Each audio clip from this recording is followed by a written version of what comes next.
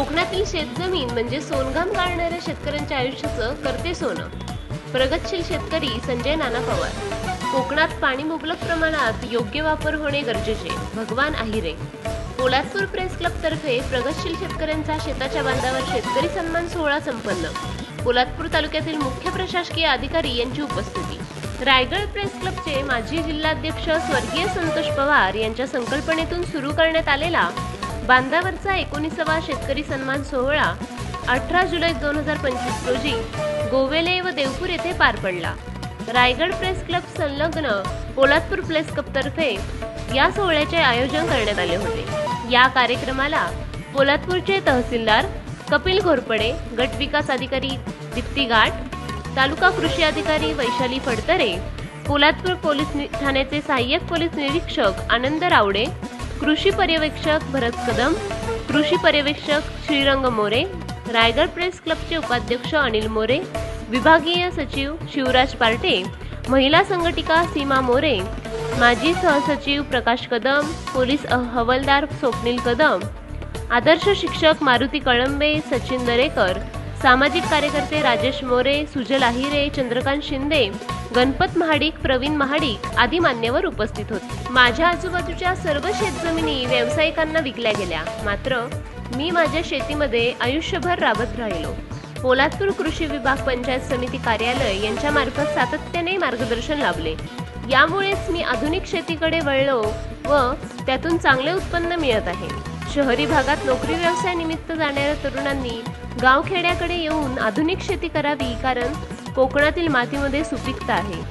पाणी मुबलक प्रमाणात आहे, परंतु त्याचा योग्य वापर होणं गरजेचं असल्यास मत देखील भगवान आहिरे यांनी व्यक्त केले. तर दुसरे शेतकरी पुरस्कार प्राप्त आदर्श शेतकरी संजय नाना पवार मुंबईत व्यवसाय करीत असताना गावाकडे शेती करावी व त्यातून उत्पन्न मिळवावे असा निश्चय मनाशी केल्याचे सांगत हळद, भेंडी, काकडी, वांगी, लसूण यांसारखी पिके घेत शेतीसोबतच बंदिस्त शेळी पालन करून चांगल्या प्रकारे उत्पन्न मिळवले. नोकरी व्यवसाय करीत असताना देखील गावाकडे आधुनिक शेती करून महात्मा गांधींनी खेड्याकडे चला हा दिलेला संदेश माझ्या श्रमातून नागरिकांना दिला, याचे समाधान मला वाटते, असे मत त्यांनी व्यक्त केले. या कार्यक्रमाचे आयोजन पोलादपूर प्रेस क्लब तर्फे करण्यात आले होते.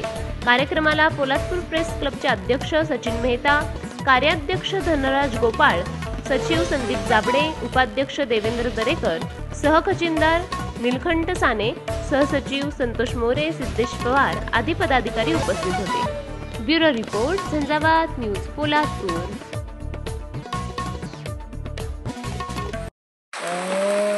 सुरुवातीला आपण एक छोट्या प्रमाणात सुरुवात केली होती आणि आता चांगल्या लेवलला आपण शेती डेव्हलप करायला सुरुवात केली आहे. आता सुरुवातीला मी फळबाग केली होती. फळबाग आता लगभग माझ्याकडे एक 100 केशरची रोपं आहेत. त्याच्यानंतर एक 40 हापूसची कलमं आहेत, 40 नारळ आहेत. त्याच्यामध्ये 2-3 प्रकारचे आहेत. जांभळ आहे, चिक्कू, काजू आहेत माझ्याकडे, आवळा आहे. त्याच्यानंतर मग मी हळदीचा एक प्रोजेक्ट केला, एक 2 एकर हळदीचं प्रोजेक्ट करत असताना अडचण अशी जाणवली की मार्केटला त्याला काय किंमत तेवढी मिळत नाही आहे. मग आम्ही स्वतःच मशीन मागून प्रोसेसिंग करून स्वतः सेल केली. त्याच्यामुळे आम्हाला 400 रुपये रेट मिळाला पर के जी. आता यावर्षी थोडं पाऊस लवकर आल्यामुळे हळद करायला भेटली नाही आम्हाला. नेक्स्ट इयरला आम्ही मोठ्या प्रमाणात करणार आहोत. त्याच्यानंतर मिरची आम्ही केली, एक 3 एकर मिरची. चांगला रेट मिळतो आपल्याकडे, कारण आपल्या पोलादपूर महाड तालुक्यामध्ये कोण शेती करत नाही. त्याच्यामुळे सगळं बाहेरच्या जिल्ह्यांमधून आपल्याला सप्लाय होतं, तरकारी जी भाजीपाला वगैरे आहे ते. त्याच्यामुळे आपण जर स्वतः पिकवलं, स्वतः विकलं तर आपल्याला चांगला रेट मिळतो. त्याच्यामध्ये लसूण आपण केलं होतं, लसूणला चांगलं आपल्याकडे उत्पन्न मिळतं आहे. त्याच्यानंतर टमॅटो केलं होतं, टमॅटो आपल्याकडे चांगलं येतं.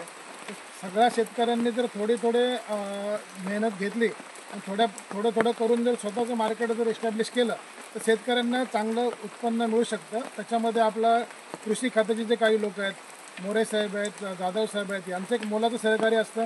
शासनाच्या योजना आपल्यापर्यंत आणतात. फक्त शेतकऱ्यांनी थोडा पुढाकार घ्यायची गरज आहे. आता तुमच्यासारखे लोकांना अजून प्रोत्साहन करत आहेत, तर त्या लोकांनी पुढे यायला पाहिजे. त्यासाठी शासनाच्या खूप योजना आहेत, लोकांनी त्याचा बेनिफिट घेतला पाहिजे. प्रथम तर मला आज खरंच आनंद आणि पुरस्कार दिला त्याबद्दल तुमचा प्रथम मी आभार मानतो. आणि तसं काढलं तर माझ्या जीवनामध्ये माझे वडील शेतकरीच होते आणि शेतकरी असताना मी एकटाच मुलगा असल्या कारणाने मी जास्त शाळा पण मला शिकवलेलं नाही आणि या शेतीमध्येच मी सर्व मुलांना शिक्षण वगैरे सर्व काय केलं. आणि त्यानंतर मी ह्या शेतीत शिरल्याच्या नंतर मी फरसबी केली, भुईमुग काढला, भेंडी, गवार, टमाटी आणि यामध्ये जोडधंदा म्हणून मी म्हशी घेतल्या. पहिली 2 म्हशी होत्या. नंतर स्वदेश फाउंडेशनने मला 4 म्हशी दिल्या. त्यानंतर म्हशी वाढवल्या, अगोदर 12 म्हशी झाल्या.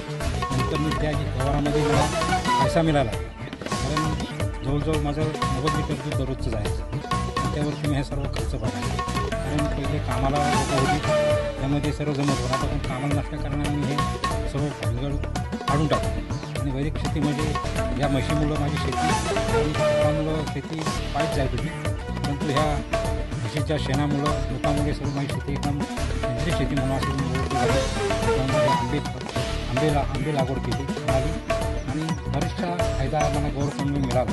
असं काढलं तर हे